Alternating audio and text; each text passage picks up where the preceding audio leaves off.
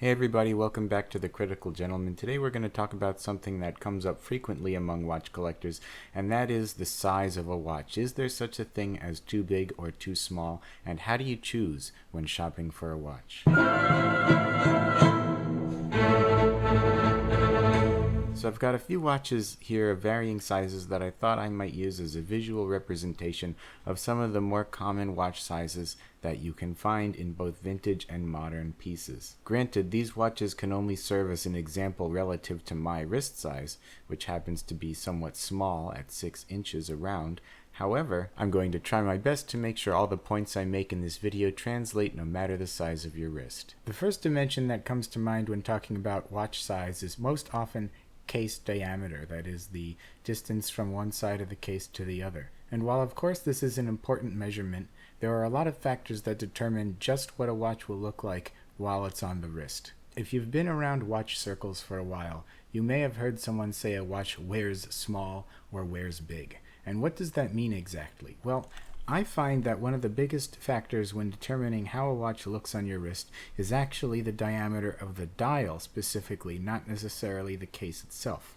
Take, for example, this 32mm Omega Seamaster DeVille. Now, this is a small watch. At 32mm, it's considered either a mid-size or a boy size, but the fact that the bezel is so thin and the presence of the watch is almost entirely the dial makes it appear slightly larger and really directs the eye to the dial of the watch itself. Compare that to something like this Speedmaster, which even though it's a significantly larger watch, has a very large bezel on the outside of the dial, which means the watch itself actually seems to be slightly smaller. And this is one of the reasons that people often cite the Speedmaster as a 42mm watch that almost anyone can still wear. To take it one step further, a dive watch with a significantly large bezel, such as the Rolex Submariner or the Seiko SKX, for example, would be considered a watch that wears small, since the dial is so small compared to the overall diameter of the watch. Another measurement which I think is arguably even more important than case diameter is the lug-to-lug length. This is the overall length of the watch from the end of one lug to the end of the other, and that can give you an idea of whether the watch will fit on top of your wrist without any overhang. What I mean by that is if you lay the watch on top of your wrist and you look down from the top, do the lugs extend past the edge of your wrist at all? The conventional thinking is that if so, that watch is too big. And I would agree with that wholly.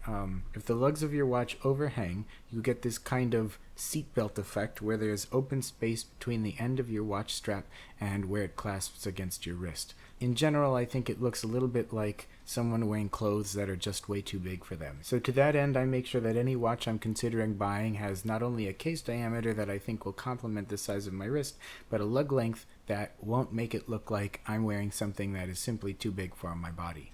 My favorite example of this is the Longines Legend Diver. I really like this watch. I think it looks amazing, but at 42mm it's a little too big for me in terms of diameter. However, the 52mm lug lengths make it far and away too oversized for me to be able to pull off. It would just look incredibly funny for me to put that watch on, even if I didn't mind the width of the case.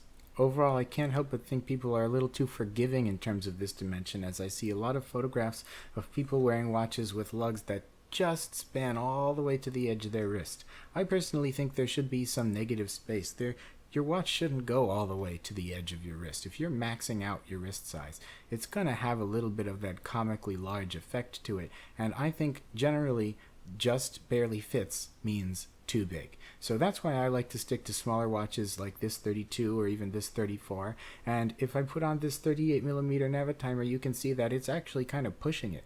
Even though it meets both of my criteria for a wearable size on my wrist, you can see that it's starting to get to the edge of that size range where it's on the verge of appearing a little bit too big. So in general, my advice is to choose a watch where you can see a little bit of wrist both on either side of the lugs and, of course, around the diameter of the case itself. And before we finish, I want to mention two other measurements which I think are important and not often enough considered, and that is the thickness of a case and the weight of the case. Now, I recognize the weight doesn't affect the size that it appears to be on your wrist, but a lot of times I hear people saying a watch has a good weight to it, or it's too light, or maybe the opposite, they say it's too heavy.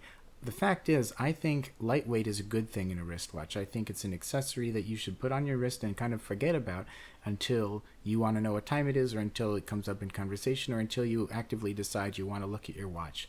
I think having something weighty on your wrist can get cumbersome throughout the day. And yes, of course, there is some ability to compare weight to build quality, but I don't want something strapped to my wrist that's going to bother me and bug me, and then I'm going to have to shake loose every now and again. I think something lightweight is a benefit. Thickness, of course, is relevant only really if you have a way to be concerned about it. And what I mean when I say that is if you have a thick watch that needs to go under a shirt cuff, well, you might find yourself getting stuck trying to put on your jacket or something like that. But if you're just walking around casually, you wear mostly t-shirts or polos or something, then it really doesn't make too much of a difference. The one time it will make a difference is if you're going really oversized and getting something like the Sin 103. Those are really thick, or a Panerai, where the verticality of the watch, if your watch is half the thickness of your forearm, that's going to look funny. So sometimes it can be considered, but overall I think the real two major dimensions that warrant being thought about are the case diameter and the lug-to-lug length. Now I want to talk about my Speedmaster for just a second. I see a lot of you probably thinking, well, he said 38 millimeters pushing it, so why does he have a Speedmaster sitting there? Well, the fact is, I just love this watch so much that even though I recognize it's a little too big for me, I try to pull it off anyway. And that's the last thing that I'm going to say, which is, if you disagree with something I said in this video, more power to you. This is just my opinion. It's just my advice. So take it with a grain of salt.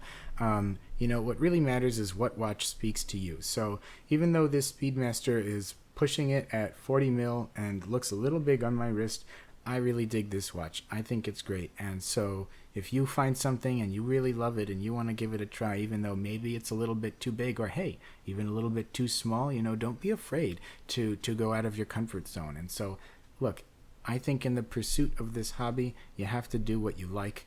Otherwise, you're just going to be compromising. And I think if there's one thing there's no room for in a hobby like luxury watch collecting, it's compromise. So let me know what you think. Thanks for listening in again. Don't forget to like or subscribe if you haven't already. Thank you to those of you who keep coming back week after week. I've really felt the love these last couple days and weeks where you guys have been commenting, even though I haven't been releasing too many videos, and we're almost, believe it or not, encroaching on nearly 1,000 subscribers. I think just a couple hundred more. So I'm going to try to plan something cool for when we hit 1,000, so stick around and I look forward to seeing you soon. Thanks a lot.